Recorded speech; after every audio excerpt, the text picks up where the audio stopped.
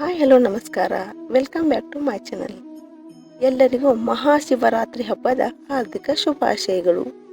ಶಿವರಾತ್ರಿಯ ದಿನದಂದು ಇಡೀ ದಿನ ಉಪವಾಸ ಜಾಗರಣೆ ಮಾಡುತ್ತಾರೆ. ಉಪವಾಸದಲ್ಲಿ ಏನನ್ನು ತಿನ್ನಬೇಕು, ಯಾವುದನ್ನು ತಿನ್ನಬಾರದು ಎಂಬುದನ್ನು ತಿಳಿದುಕೊಳ್ಳಿ.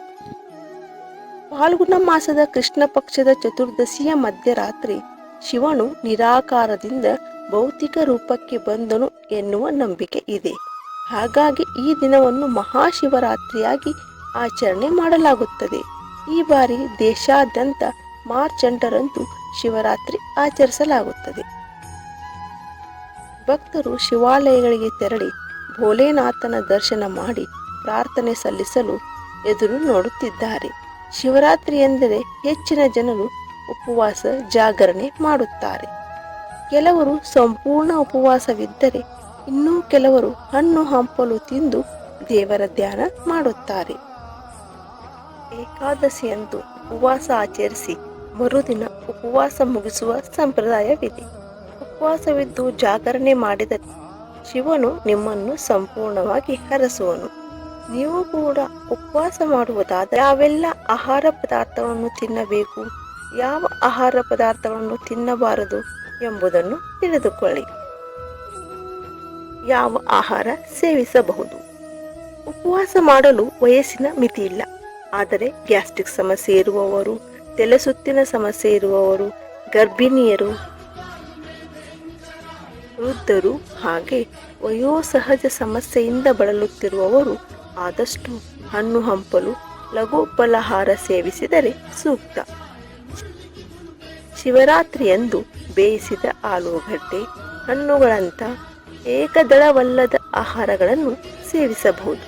ನಿಮಗೆ ಉಪವಾಸ ಮಾಡುವುದು ಸಮಸ್ಯೆ ಇಲ್ಲ ಎಂದಾದಲ್ಲಿ ಹಣ್ಣು ಹಂಪಲು, ಸಿಹಿ ಗೆಣಸನ್ನು ಸೇವಿಸುವ ಮೂಲಕ ಮಾತ್ರ ಉಪವಾಸ ಮಾಡಬಹುದು. ಅವಲಕ್ಕಿಗೆ ಮೊಸರು ಅಥವಾ ಹಾಲು, ಬೆಲ್ಲ ಸೇರಿಸಿ ಸಿಹಿ ಅವಲಕ್ಕಿ ಸೇವಿಸಬಹುದು. ಒಂದು ವೇಳೆ ನಿಮಗೆ ಹಣ್ಣನ್ನು ಹಾಗೆ ತಿನ್ನಲು ಇಷ್ಟವಿಲ್ಲದಿದ್ದರೆ fruit salad, fruit milk shake ಮಾಡಿ ಸೇವಿಸಬಹುದು.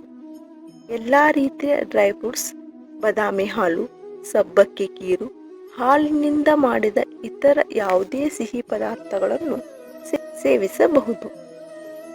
ಹಾಗಾದರೆ ಏನನ್ನು ಸೇವಿಸಬಾರದು ನೋಡೋಣ. ಶಿವರಾತ್ರಿಯಂದು ಬೇಳೆಕಾಳು, ಉಪ್ಪು, ಗೋಧಿ, ಅಕ್ಕಿಯಂಥ ಧಾನ್ಯಗಳಿಂದ ತಯಾರಿಸುವ ಆಹಾರಗಳನ್ನು ತಿನ್ನದಿರಿ. ಹೆಚ್ಚಿನ ಜನರು ಶಿವರಾತ್ರಿಯಂದು ಉಪ್ಪಿಟ್ಟು ಮಾಡುತ್ತಾರೆ. ಕೆಲವರು ರವೆಯಿಂದ ಮಾಡಿದರೆ ಇನ್ನೂ ಕೆಲವರು ಸಾಬುದಾನದಿಂದ ಮಾಡುತ್ತಾರೆ. ಪ್ರತಿದಿನ ತಯಾರಿಸುವಂತೆ ಉಪ್ಪು ಸೇರಿಸುವುದನ್ನು ನಿಲ್ಲಿಸಿ. ನೀವು ಸೇವಿಸುವ ಯಾವುದೇ ಆಹಾರ ಪದಾರ್ಥಕ್ಕೆ ಅರಿಶಿನ, ಈರುಳ್ಳಿ, ಬೆಳ್ಳುಳ್ಳಿ ಸೇರಿಸಬೇಡಿ. ಶಿವರಾತ್ರಿ ಹಬ್ಬದಂದು ಯಾವುದೇ ಕಾರಣಕ್ಕೂ ಮೊಟ್ಟೆ, ಮಾಂಸಾಹಾರ ಸೇವನೆ ಬೇಡ. ಚಿಪ್ಸ್, ಪಕೋಡ, ಪಿಜ್ಜಾದಂಥ ಜಂಕ್ ಫುಡ್ಗಳನ್ನು ಶಿವರಾತ್ರಿ ಹಬ್ಬದಂದು ಸೇವಿಸಬೇಡಿ. ಉಪವಾಸ ಮಾಡುವಾಗ ಚಹಾ ಮತ್ತು ಕಾಫಿಯನ್ನು ಅತಿಯಾಗಿ ಸೇವಿಸಬೇಡಿ, ಏಕೆಂದರೆ ಇದು ನಿರ್ಜಲೀಕರಣಕ್ಕೆ ಕಾರಣವಾಗಬಹುದು. ನೀವು ಮಧುಮೇಹದಿಂದ ಬಳಲುತ್ತಿದ್ದರೆ ನಿಮ್ಮ ರಕ್ತದಲ್ಲಿನ ಸಕ್ಕರೆ ಮಟ್ಟವನ್ನು ಮೇಲ್ವಿಚಾರಣೆ ಮಾಡಿ ಕರಿದ ಆಹಾರದ ಬದಲು ಜೀರ್ಣಕ್ರಿಯೆಗೆ ಸಹಾಯ ಮಾಡುವ ಮತ್ತು ನಿಮ್ಮನ್ನು ಹೆಚ್ಚು ಸಮಯದವರೆಗೆ ಹೊಟ್ಟೆ ತುಂಬಿರುವಂತೆ ಮಾಡುವ ಆಹಾರಗಳನ್ನು ಸೇವಿಸಿ.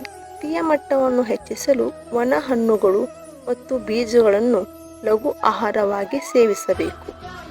ಇಷ್ಟೆಲ್ಲ ಆದ ನಂತರವೂ ನೀವು ಏನು ಸೇವಿಸಬೇಕು ಮತ್ತು ಏನನ್ನು ಸೇವಿಸಬಾರದು ಎಂಬುದನ್ನು ನಿಮ್ಮ ಸ್ವಂತ ವಿವೇಚನೆಯಿಂದ ನಿರ್ಧಾರ ಕೈಗೊಳ್ಳಿ. ಸ್ನೇಹಿತರೆ, ಈ ಮಾಹಿತಿ ನಿಮಗೆ ಇಷ್ಟವಾದಲ್ಲಿ ಒಂದು ಲೈಕ್ ಮಾಡಿ, ನಿಮ್ಮ ಸ್ನೇಹಿತರೊಂದಿಗೆ ಹಂಚಿಕೊಳ್ಳಿ ಮತ್ತು ಮರೆಯದೆ ನಮ್ಮ ಚಾನಲನ್ನು ಸಬ್ಸ್ಕ್ರೈಬ್ ಮಾಡಿ. ಇನ್ನೊಂದು ಉಪಯುಕ್ತ ಮಾಹಿತಿಯೊಂದಿಗೆ ಮತ್ತೆ ಭೇಟಿಯಾಗೋಣ. ಹೇಳಿದ್ದಕ್ಕಾಗಿ ಧನ್ಯವಾದಗಳು.